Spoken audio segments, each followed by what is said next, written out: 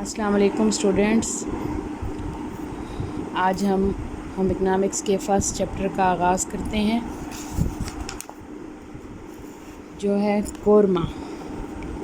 आप जो है न्यूट्रिटिव वैल्यू ऑफ कोरमा देखते हैं कि क्या है। Korma is one of the most delicious and popular करी।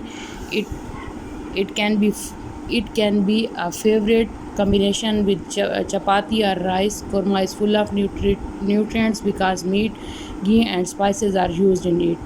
Meat is full of protein which are important for the growth and development of our body. Presence of fats in the meat provide heat and energy to the body. Spices gives taste to the curry, but excessive use of spices is harmful for the health. ये बातें आपको पता है कि कोरमा जो है वो एक डिलीशियस डिश है और इसमें चूँकि गोश्त इस्तेमाल होता है तो वो जो है उसमें प्रोटीन पाई जाती है और स्पाइसेस वगैरह इस्तेमाल होती हैं। तो जो है ये लेकिन excess of everything is bad. आप जानते हैं कि हर चीज़ की ज़्यादती जो है वो नुकसानदेह होती है। अगर जितनी स्पाइसेस ज़्यादा इस्तेमाल करेंगे तो फिर वो अनहेल्दी हो जाएगा। अब ये इंग्रेडिएंट्स भी आप देख लीजिए कि इसमें क्या क्या डलता है और कितनी मिकदार में, ये देखें। और मिकदार तो फिर आप कम ज़्यादा कर सकते हैं जितने मतलब इसकी तादाद पर होता है कि कितने लोगों के लिए आप बना रहे हैं। मीट यहाँ पर उन्होंने हाफ़ kg लिया है। घी या ऑयल जो है वो 125 ग्राम्स है या आधा कप है। जिंजर फाइनली ग्राउंड है, पिसी हुई जो अदरक, गार्लिक, अनियन, कोरिएंडर पाउडर है, red chilli powder, black pepper powder, cardamom है, cardamom small, cardamom large, cinnamon powder है, आलमंड्स है, योगर्ट और टोमेटो साल्ट है और कोरिएंडर फ्रेश भी है। क्वांटिटी भी लिखी हुई है, सारे इसके इंग्रेडिएंट्स हैं कोरमे के। इसके बाद जो है हम आ जाते हैं इक्विपमेंट। आपको क्या क्या चाहिए, आपको पता है कि आपको इसके लिए क्या चाहिए, आप ये पढ़ लीजिएगा और उसके बाद इसके मेथड पर आप आ जाते हैं। सबसे पहले क्या करना है कि इसको पील ऑफ करना है ऑनियंस को और उसके स्लाइस में इसको काट लेना है। उसके बाद गोश्त को अच्छी तरह धोना है। दूसरा स्टेप, तीसरा जो है वो आलमंड जो है उनको बॉयल कर लेना है और उसकी स्किन को उतार देना है। फिर अनियन को फ्राई करना है, लाइट ब्राउन करना है अनियन को और उसके बाद इनको निकाल कर इसको ग्राइंड कर लेना है। फिर उसके बाद जो है अनियन, गार्लिक और जिंजर और तमाम स्पाइसेस डालकर उसको फ्राई करना है और उसमें जो है वो 2 कप पानी डालकर इसको गोश्त को गलने तक हल्की आंच पे इसको रखना है। उसके बाद योगर्ट या टोमेटो जो है वो ड्राई उसमें डालकर उसको फ्राई कर देना है। और उसके बाद जितना आपने पानी, यानी गाढ़ा अगर कोरमा पसंद है तो कम पानी डालेंगी और अगर ज़्यादा पतला करना है तो आपने जो है ना उसमें उतनी मिकदार में पानी डाल के 2-3 मिनट उसको पकाना है।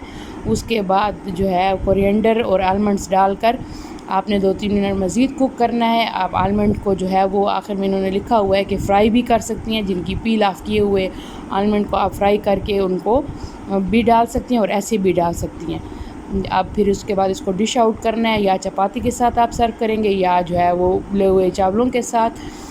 और इसके लिए जो सर्विंग के लिए आपको चाहिए वो क्या चाहिए, कोरमा बाउल में डला होगा, करी प्लेट चाहिए होगी और क्वार्टर प्लेट भी आपको चाहिए होगी। ये आपका हो गया, इसकी न्यूट्रिटिव वैल्यू भी हो गई, उसके इंग्रेडिएंट्स भी हो गए और उसके लिए क्या इक्विपमेंट चाहिए वो भी हो गया और मेथड भी मैंने आपको बता दिया। इसके बाद क्वेश्चंस की तरफ आ जाते हैं। इधर उन्होंने एक ही क्वेश्चन दिया हुआ है कि describe the nutritive value of korma. तो इसका आंसर जो है पेज नंबर 1 पर आप देख लें। न्यूट्रिटिव वैल्यू ऑफ कोरमा, ये हेडिंग दी हुई है, जो 4-5 लाइनें हैं ये पूरी आपने लिख देनी है। इसके बाद एक और क्वेश्चन आपने बनाना है कि right the ingredients of korma, उसमें इंग्रेडिएंट्स आप लिख लेंगे। ये सारे क्वेश्चन नंबर 2 हो जाएगा और क्वेश्चन नंबर 3 में आप लिखेंगी कि right the equipment and method of korma. तो उसमें आप इक्विपमेंट भी आ जाएगा और मेथड भी आ जाएगा, ठीक है। इसके बाद जो ये tick mark on the correct statement, ये भी और फिल इन द ब्लैंक्स भी आपने इसकी रीडिंग अच्छी तरह कर लेनी है, इसको याद भी इन तीनों क्वेश्चंस को करना है और फिर आप ये आसानी से कर लेंगे। ये भी आपने खुद करके इसकी पिक बनाकर भेजनी है। इसके बाद आपका प्रैक्टिकल वर्क है, तो मैं चूँकि छुट्टियाँ हैं तो मैं चाहूँगी कि आप ज़रूर घर में इसको ट्राई करें। अपनी मम्मा से कहें कि इसके जो नंबर हैं, जैसे कि आप लिखा हुआ है कि करेक्टरिस्टिक्स इसमें ये पाए जाते हैं, उनके इतने इतने नंबर हैं, तो आगे पेंसिल से आप मम्मा से कहें कि ऑनेस्टली वो आपको मार्क्स दें इसमें, और वो फिर टोटल मार्क्स सर्कुलेट करके इधर लिख लीजिएगा। ग्रेड मैं ख़ुद लगाऊंगी, ये आपकी उस पर है, सवाबदीद पर है कि आप अच्छे तरीके से पकाएं, और आपकी मम्मा की भी पार्टिसिपेशन होगी। चाहें तो इसकी पिक्चर बनाकर भी मुझे सेंड कर सकती हैं। इंजॉय करें इसको, कौरमे को अपने घर वालों को भी बनाकर दिखाएं ताकि आप इससे कुछ फ़ायदा उठा सकें। ओके, अल्लाह हाफ़िज़। और इन सारे तमाम क्वेश्चंस को आपने नीट कॉपी पर करना है, अपनी होम इकनॉमिक्स की नीट कॉपी पर करना है, लेकिन tick the mark on the correct statement और फिल इन द ब्लैंक्स आपने बुक पर ही करने हैं, और बाकी 3 क्वेश्चन जो है वो कॉपी पर, नीट कॉपी पर आपने करने हैं और उनकी पिक्चर बनाकर मुझे सेंड करनी है। ठीक है, कौरमा भी बनाकर उसकी पिक्चर भी आप मुझे सेंड कीजिएगा। अस्सलाम वालेकुम स्टूडेंट्स, आज हम पुलाव के बारे में पढ़ेंगे।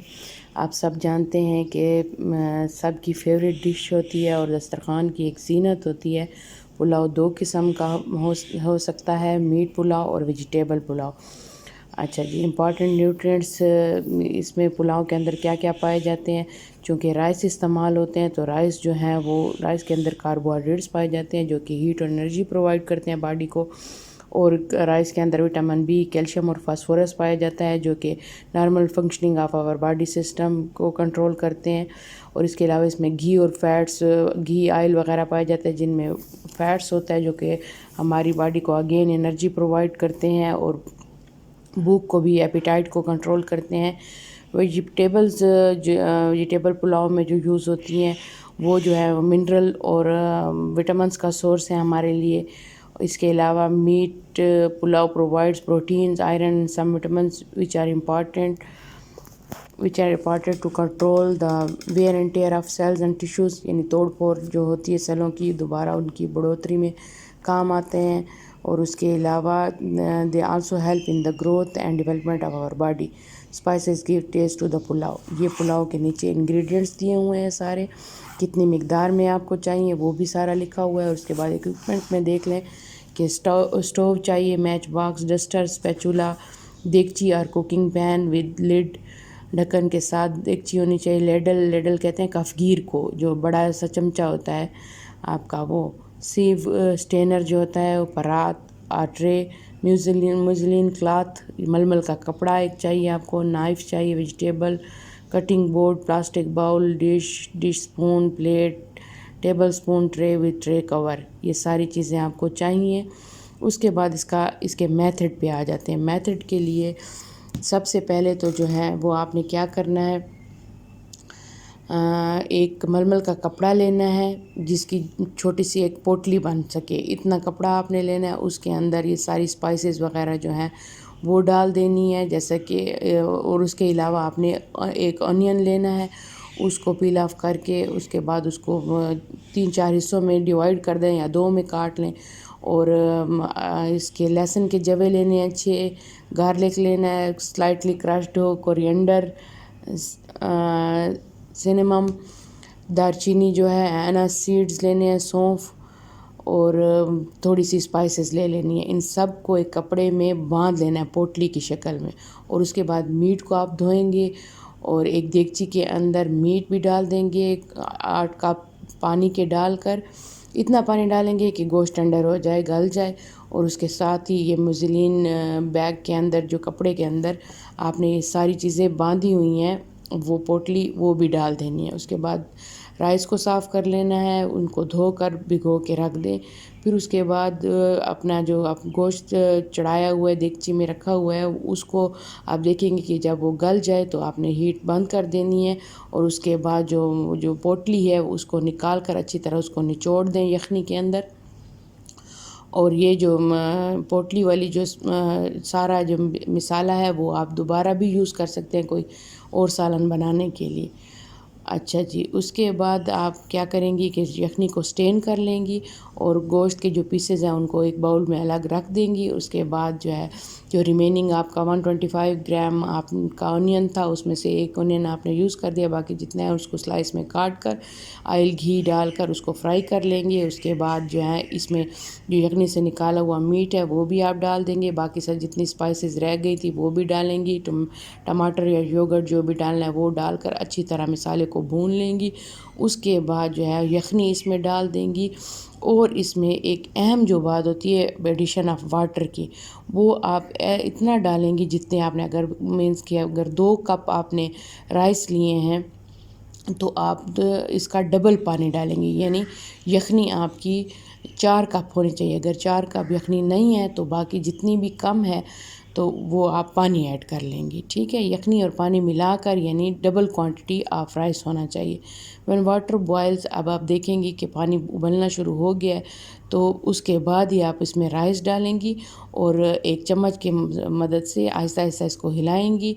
उसके बाद इसको कवर करके हाई हीट पर रख देंगी। अब फिर थोड़ी देर के बाद आप आएंगी, फिर देखेंगी कि पानी अगर खुश्क हो रहा है तो उसके बाद हीट को बिल्कुल आहिस्ता कर देंगे और थोड़ी देर के बाद आकर देखेंगे कि राइस गल गए हैं। अगर आपको थोड़ी सी, जैसे आपकी अम्मियाँ चेक करती हैं वैसे आपने चेक करना है कि अगर थोड़े से सख्त आपको लगें तो आप क्या करेंगी कि एक कपड़ा लेकर उसको पानी से भिगोकर उसकी लिड को जो है उस कपड़े के अंदर लपेट कर देगची के ऊपर रख देना है और उसके बाद देगची को आपने क्या करना है, एक तवे के ऊपर रखना है और नीचे हीट आप जो है ना हल्की होनी चाहिए।